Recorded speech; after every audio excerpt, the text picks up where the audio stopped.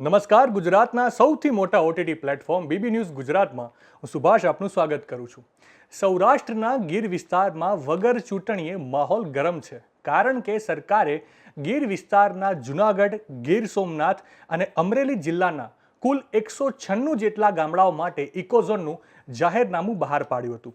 આ જાહેરનામું બહાર પાડતા જ ઇકોઝોન માટે લડત લડનાર આપ ફ્રન્ટલ સંગઠન પ્રદેશ પ્રમુખ પ્રવીણ રામે ગાંધી જયંતિના દિવસથી અનેક પ્રોગ્રામો જાહેર કરી ઇકોઝોન વિરુદ્ધ આંદોલનનું બ્યુગલ ફૂંક્યું હતું। 2 ઓક્ટોબરે સરપંચોના ઇકોઝોન વિરુદ્ધના ઠરાવો, નવરાત્રી અને દિવાળીમાં વિરોધો અને સભાઓ અને રેલીઓના આપ નેતા પ્રવીણ રામની રાહબારી હેઠળ સફળ આયોજન થયા હતા। ત્યારે આજરોજ ઇકોઝોનની લડતના પ્રણેતા પ્રવીણ રામની રાહબરી હેઠળ ગીરના તમામ 196 ગામમાંથી લોકો જેમ કીડિયારું ઉભરાય એ રીતે હજારોની સંખ્યામાં સવારે ભાલછેલ હેલીપેડ ગ્રાઉન્ડ ખાતે એકઠા થયા હતા। હેલીપેડ ગ્રાઉન્ડ ખાતે આપ નેતા પ્રવીણ રામ, આમ આદમી પાર્ટીના નેશનલ જોઈન્ટ સેક્રેટરી અને મહારાષ્ટ્રના પ્રદેશ સહપ્રભારી ગોપાલ ઇટાલિયા, પરેશભાઈ ગોસ્વામી, પ્રદેશ પ્રવક્તા કરશનબાપુ ભાદરકા તેમજ અન્ય આગેવાનોએ હાજર તમામ લોકોને ઇકોઝોન માટે માહિતી આપી સરકારને આ કાયદો નાબૂદ કરવા માટે ચેતવણી આપી હતી। ત્યારબાદ ભાલછેલ હેલીપેડ ગ્રાઉન્ડથી વિશાળ ટ્રેક્ટરો સાથે હજારોની સંખ્યામાં લોકોએ સાસણ તરફ કૂચ કરી હતી। સાસણ પહોંચ્યા બાદ ફોરેસ્ટના જવાબદાર અધિકારીઓને ઇકોઝોન નાબૂદ કરવા માટેનું આવેદનપત્ર આપ્યું હતું। આ ટ્રેક્ટર રેલીમાં એટલી મોટી સંખ્યામાં લોકો ઉમટી પડ્યા હતા કે જેમના કારણે સાસણના તમામ રસ્તાઓ લગભગ બ્લોક થયા હતા અને અમુક સમય માટે સાસણની બજારો ઠપ થઈ હતી। સમગ્ર સૌરાષ્ટ્ર અને ગીરના ઇતિહાસમાં કદાચ ખેડૂતોની આ ઐતિહાસિક રેલી હતી। આપ રાષ્ટ્રીય નેતા ગોપાલ ઇટાલિયા, પરેશભાઈ ગોસ્વામી અને કરશનબાપુ ભાદરકાએ સરકારને આડે હાથ લેતા સરકારની ઝાટકણી કાઢી હતી। આ વિશાળ ટ્રેક્ટર રેલીમાં ઇકોઝોનની લડતના પ્રણેતા પ્રવીણ રામે આગામી રણનીતિ જાહેર કરતા કહ્યું કે સરકાર જો જાહેરનામું નાબૂદ નહીં કરે તો આગામી દિવસોમાં રસ્તા પરની લડાઈની સાથે કાયદાકીય લડાઈ લડવામાં આવશે। જો ઇકોઝોન નાબૂદ નહીં કરે તો આગામી દિવસોમાં રાજકીય લડાઈ લડી ગીર વિસ્તારમાંથી ભાજપને નાબૂદ કરવામાં આવશે। આ બાબતે પ્રવીણ રામે હાજર રહેલ ગીરના લોકોને પૂછતા ગીરના લોકોએ જ ભાજપને નાબૂદ કરવાની વાતમાં સમર્થન આપ્યું હતું। જો ઇકોઝોન નાબૂદ ના કરે તો મેંદરડાના સરપંચો રાજીનામા આપશે। જો ઇકોઝોન નાબૂદ ના કરે તો પરમિટથી થતા સિંહ દર્શનને અટકાવવામાં આવશે। જો ઇકોઝોન નાબૂદ ના કરે તો રેવન્યુ વિસ્તારમાં સિંહે કરેલા મારણને ફોરેસ્ટના અધિકારીઓ લઈ જઈને રૂટના સિંહોને ખવડાવી સીધા પૈસા ઉઘારી ભ્રષ્ટાચાર કરે છે એ બંધ કરવામાં આવશે। વન વિભાગ દ્વારા થતા તમામ કામોમાં આરટીઆઈ કરી ફોરેસ્ટ વિભાગ અને ભાજપ સરકારના ભ્રષ્ટાચારને ખુલ્લો પાડવામાં આવશે। આ તમામ ચીમકીઓ આપી આપ નેતા પ્રવીણ રામે પણ જણાવ્યું કે હમણાં ટૂંક સમયમાં સોમનાથ ખાતે ભાજપની ચિંતન શિબિર છે। ત્યાં આ ચિંતન શિબિરમાં ઇકોઝોન માટે ચિંતન થાય અને ભાજપ આ કાયદો નાબૂદ કરે એવી અમારી માંગણી છે, અન્યથા ગીરની પ્રજા આપને ચિંતન કરવા જેવા નહીં રહેવા દે। નમસ્કાર મિત્રો, ઇકોઝોનની વિરુદ્ધમાં આજ રોજ મેં જે ટ્રેક્ટર રેલીનું આયોજન કર્યું હતું એ ટ્રેક્ટર રેલીની અંદર સમગ્ર ગીર વિસ્તારમાંથી હજારોની સંખ્યામાં જનમેદની અને ખેડૂતો જ્યારે ઉમટી પડ્યા છે ત્યારે કદાચ આ ટ્રેક્ટર રેલી સૌરાષ્ટ્ર અને ગીર વિસ્તાર માટે સૌથી મોટી ઐતિહાસિક રેલી હશે। સાથે સાથે ઇકોઝોન બાબતે અમે આગામી પ્રોગ્રામોની રણનીતિ પણ જાહેર કરીએ છીએ કે જો આ ભાજપની સરકાર ઇકોઝોન નાબૂદ નહીં કરે તો આવનારા દિવસોમાં કાયદાકીય લડાઈ પણ લડવામાં આવશે। જો ઇકોઝોન નાબૂદ નહીં કરે તો આવનારા દિવસોમાં ભાજપની સામે રાજકીય લડાઈઓ પણ લડવામાં આવશે, કારણ કે જે ભાજપ સરકાર જો ઇકોઝોન નાબૂદ નહીં કરે તો ગીર વિસ્તારના ખેડૂતો જે છે એ ભાજપને નાબૂદ કરશે એવા નાદ સાથે તમામ લોકોએ આ વાતને સ્વીકારી હતી। ત્રીજી વાત કે જો ઇકોઝોન નાબૂદ નહીં કરે તો મેંદરડાના 12 થી 15 જેટલા સરપંચો છે રાજીનામા આપશે અને જો ઇકોઝોન નાબૂદ નહીં કરવામાં આવે તો ગીર વિસ્તારમાં જે પરમિટ લઈને રોજની 200 થી 250 જેટલી ગાડીઓ સિંહ દર્શન માટે જાય છે. એ સિંહ દર્શનને અમે જનતાને સાથે રાખીને બંધ કરાવીશું. જો ઇકોઝોન નાબૂદ નહીં કરવામાં આવે તો ગીર વિસ્તારમાં ક્યાંય રેવન્યુ વિસ્તારમાં મારણ થયું હોય અને ત્યાંથી ફોરેસ્ટના અધિકારીઓ એ મારણને લઈ જાય છે, ત્યાંના સિંહના મુખમાંથી લઈ જાય છે અને એ મારણ રૂટના સિંહોને આપી અને સીધે સીધું જે બિલ છે એ વધારી નાખે છે, ત્યારે એ વાતને પણ અમે બંધ કરાવીશું. જો ઇકોઝોન નાબૂદ નહીં કરવામાં આવે તો સમગ્ર ગીર વિસ્તારમાં જ્યાં જ્યાં કોન્ટ્રાક્ટના કામો ફોરેસ્ટ વિભાગમાં થાય છે અને એમાં મોટા પાયે ભ્રષ્ટાચાર થાય છે, એમાં આરટીઆઈ કરીને તમામ ભ્રષ્ટાચારને ખુલ્લો પાડીશું અને સાથે સાથે આવનારા દિવસોમાં અન્ય રસ્તા પરની લડાઈ પણ અમે જાહેર કરીશું. આભાર.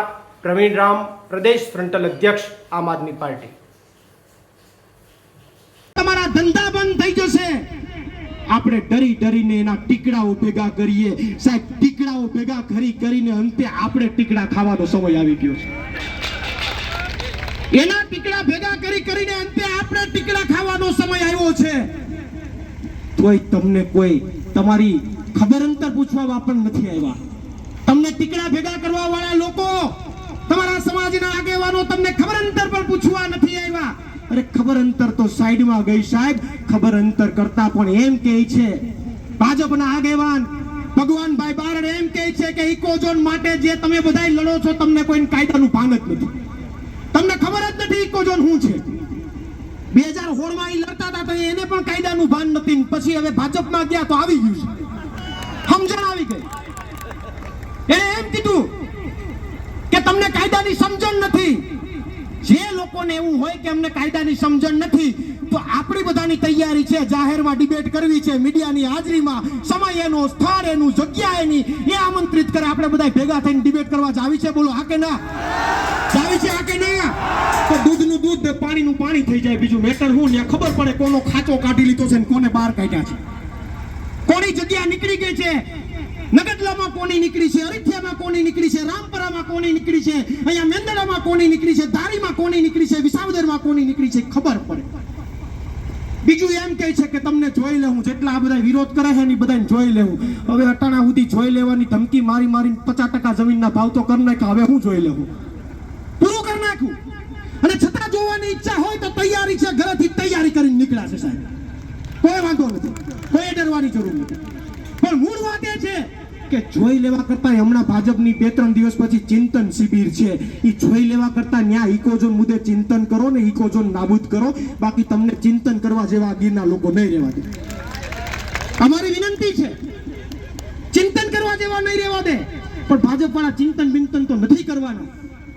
પણ હું આગળની ઇકોઝોનના લડતની આગામી રણનીતિ જાહેર કરું છું. છેલ્લી વાત, ભાજપ વાળા ચિંતન પણ ઇકોઝોનના આંદોલન મુદ્દે હું આગળની રણનીતિ જાહેર કરું છું કે આગામી દિવસોમાં પહેલી વાર જો આ સરકાર ઇકોઝોન નાબૂદ નહીં કરે તો રસ્તા પરોની લડાઈની સાથે સાથે કાયદાકીય લડાઈઓ લડવામાં આવશે.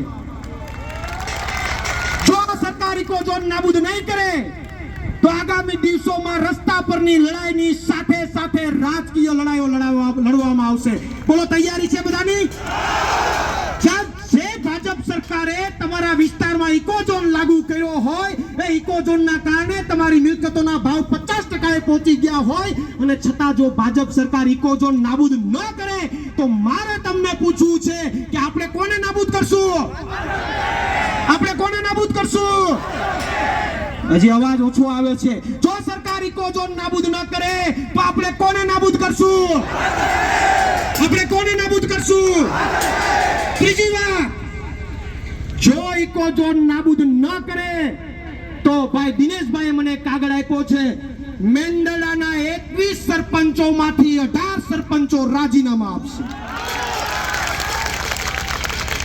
ચોથી વાત, જો સરકાર ઇકોઝોન નાબૂદ ન કરે તો તમે જે આ પરમિટ લઈને રોજ 200 થી 250 સિંહ દર્શન કરાવો છો ને, સિંહને તગેડીને રૂટ ઉપર લઈ આવો છો ને, જો તમે ઇકોઝોન નાબૂદ નહીં કરો તો આ જનતાને સાથે રાખીને એ તમારા સિંહ દર્શનને અમે બંધ કરાવીશું. અહીંથી ચેલેન્જ આપું છું, અહીંથી ચેલેન્જ આપીશું કે જો ઇકોઝોન નાબૂદ નહીં તો સિંહ દર્શન પણ નહીં, કારણ કે અમારો સિંહ હેરાન થાય છે. ચોથી વાત, જો ઇકોઝોન નાબૂદ નહીં કરો તો અમારા રેવન્યુ વિસ્તારમાં સિંહે મારણ કર્યું હશે ને, ભલા થઈને લેવા ન આવતા, લેવા આવશો તો અઘરું પડશે, કારણ કે તમારે કરપ્શન કરવું છે, તમારે ભ્રષ્ટાચાર કરવો છે. નાબૂદ ન કરો તો રેવન્યુ વિભાગમાં મારણ છે ને અડવા ન આવતા, બાકી મજા નહીં આવે. પાંચમી વાત, જો ઇકોઝોન નાબૂદ નહીં કરે તો વન વિભાગનું બધું અમને ખબર છે. તમે અંદર કેટલી ગ્રાન્ટો એમને ખાઈ જાઓ છો, કાંઈ કામ નથી કરતા, ચોપડા ઉપર ઉધારી નાખો છો. તમે કોન્ટ્રાક્ટરને કામ નથી કરવા દેતા, એને 5, 7, 10% કમિશન આપી અને અધિકારી પોતે કોન્ટ્રાક્ટર બની જાય છે. તો આ વન વિભાગમાં જેટલું કરપ્શન થાય છે, જો ઇકોઝોન નાબૂદ નહીં થાય ને તો ગામડે ગામડેથી 5 આરટીઆઈ એક્ટિવિસ્ટો ઊભા કરી અને તમારા કામમાં, દરેક કામમાં 25, 50 આરટીઆઈ કરી અને વન વિભાગ અને ભાજપ સરકારના ભ્રષ્ટાચારને ખુલ્લો પાડવાનું કામ કરશું. તમારા ભ્રષ્ટાચારને ખુલ્લો પાડવાનું કામ કરશું. અને જો ઇકોઝોન નાબૂદ નહીં કરો તો સાહેબ આ ગીરની જનતા તમને ચઠ્ઠીનું ધાવણ પણ યાદ કરાવશે. આ આપણી આગળની રણનીતિ છે, આ આપણી આગળની રણનીતિ છે. હવે કોઈ આગળની રણનીતિ જે કંઈ પણ ચર્ચાઓ થશે આપણે ચોક્કસથી બધાને ખબર પડી જશે. પરંતુ અત્યારે ઉપસ્થિત તમામ મહાનુભાવો, ભાઈ શ્રી વડીલ મુરબ્બી ગોપાલભાઈ ઇટાલિયા, કરશન બાપુ, પરેશભાઈ ગોસ્વામી અને ઉપસ્થિત તમામ બધાના નામ એટલા માટે નથી લઈ શકતો કારણ કે સમયની પાબંદી છે. ભાઈ દેવેન્દ્રભાઈએ સમયનું દાન આપ્યું, અમારે ભીમસિંહભાઈ, ડીબીભાઈ સોલંકી, તમામ ગામના લોકો જે કે પણ મહેનત કરી રહ્યા છે, તમામને હું બિરદાવું છું. તમામ સરપંચો, તમામ વડીલો, તમામ માતાઓ, બહેનો. હવે અહીંથી આપણે ખાસ ધ્યાન રાખજો, રેલીનું પ્રસ્થાન ટૂંક સમયમાં થાય. પહેલા ડીજે ચાલશે, ડીજે પછી 5-7 ટ્રેક્ટરો ચાલશે. એ ટ્રેક્ટરોમાં જે અહીંયા પ્રદેશથી જે આગેવાનો આવ્યા છે એ બધા એ ટ્રેક્ટરોમાં રહેશે. ત્યારબાદ તમામ ટુ વ્હીલ આવશે. 5-7 ટ્રેક્ટર બાદ તમામ ટુ વ્હીલ, અને તમામ ટુ વ્હીલ પછી બધા ટ્રેક્ટરો અને પછી 4 વ્હીલ. આ સિક્વન્સ આપણી તૂટે નહીં. અહીંયા છે એટલે આખું આવેદન પત્ર વાંચવાની જરૂર નથી, પણ 2-5 મુદ્દાઓ છે મૂક્યા. એ હું તમને કહી દઉં કે એમાં આપણે એક એવો મુદ્દો મૂક્યો છે કે જો ઇકોઝોનથી સિંહને નુકસાન થતું હોય, ઇકોઝોનથી સિંહને નુકસાન થતું હોય તો પરમિટ આપીને કાયદેસર રીતે સિંહને ટ્રેકરો રોડ ઉપર લઈ આવે, સિંહને બતાવે, સિંહને ઘસડીને રોડ ઉપર લઈ આવે તો એનાથી પણ સિંહને નુકસાન થવું જોઈએ, એ બંધ કરવું જોઈએ. કચેરી છે અહીંયાથી કહેવા માંગુ છું કે એ બંધ થવું જોઈએ. સિંહને નુકસાન થતું હોય, બધા શાંતિ, આપણે ખાલી આપણા મુદ્દાઓ, એ પણ મુદ્દાઓ મૂક્યા છે. બીજો મુદ્દો આપણે એ મૂક્યો છે, બીજો મુદ્દો એ મૂક્યો છે કે જો ઇકોઝોન નાબૂદ ન કરવો હોય તો રેવન્યુ વિભાગમાં કોઈ સિંહ મારણ કરે અને ત્યાંથી સિંહને મારણને ઉપાડી જાય, એ સિંહને તમે ખાવા ન દો, ભૂખો રાખો તો ત્યાં છે સિંહને નુકસાની નથી. અને પછી મારણનું શું થાય છે? એ મારણ લઈ આવી અને ક્યાં આપવામાં આવે છે?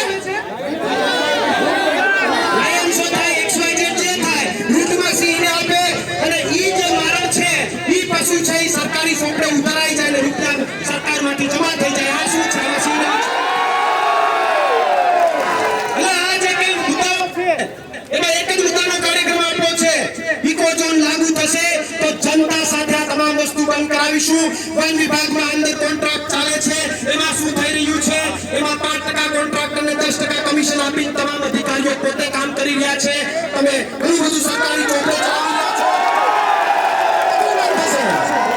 જો ઇકોઝોન લાગુ પડશે તો એક બાજુ નુકસાની નથી, બીજી બાજુ પણ અમે બધું બંધ કરાવીશું. આજે અહીંયા જે જવાબદાર અધિકારી છે એને આપણે આવેદનપત્ર બધા મુદ્દાઓને આમાં સમાવેશ કર્યા છે. અને આગળ જે કંઈ પણ માની લો કે રણનીતિ છે તો મેં તમને કીધી છે, પણ વન વિભાગને લગતી વાતો છે અહીંયા મેં કરી.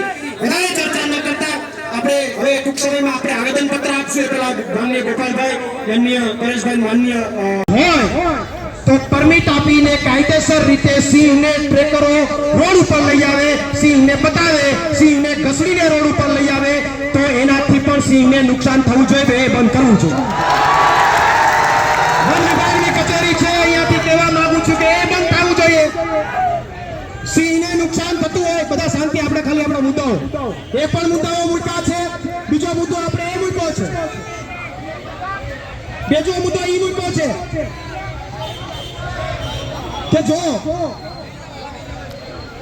જો ઇકોઝોન નાબૂદ ન કરવો હોય તો રેવન્યુ વિભાગમાં કોઈ સિંહ મારણ કરે અને ત્યાંથી સિંહને મારણને ઉપાડી જાય એ સિંહને તમે ખાવાનો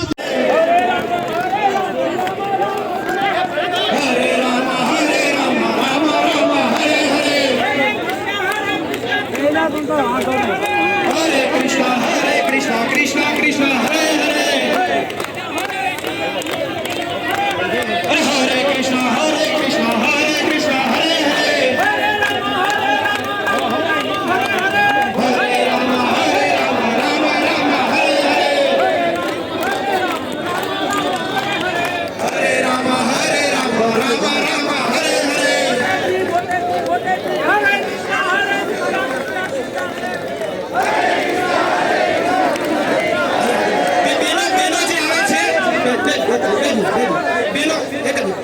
બેનો જે આવે છે હા બેનો આવે છે ને થોડા આપણે આ બાજુ છે બેનો અહીંયા આવે છે અહીંયાથી થોડા પેલી બાજુ છે કારણ કે બેનો એટલામાંથી ખાલી જગ્યા ખાલી કરો છીએ આપણે જવાબ દેતા ડરીએ છીએ આપણે રાજકીય લડત લડતા પણ ડરીએ છીએ આપણે બે મુદ્દાઓમાં કાયમી માટે પાછા પડ્યા છે હજી તમને કહું તમારા વિસ્તારમાં ઇકોઝોન લાગુ કર્યો ને તમારા વિસ્તારમાં ઇકોઝોન લાગુ કર્યો ચૂંટણી સમયે તમે તમારા સમાજના નેતાના ખંભે બેસાડીને ફરતા હતા કે નહીં આ તો મારા સમાજનો છે દોડવું પડે મત આપવા પડે ઈ સમાજનો નેતા તમારા પડખે અત્યારે ઊભો છે આ કે ના તો તમારા દુઃખમાં સહભાગી ન હોય તો તમારો શું કામ કહેવાય તો પારકા કહેવાય સાહેબ નવા સમાચાર નવી અપડેટ સાથે ફરી મળીશું ત્યાં સુધી મને રજા આપશો નમસ્કાર.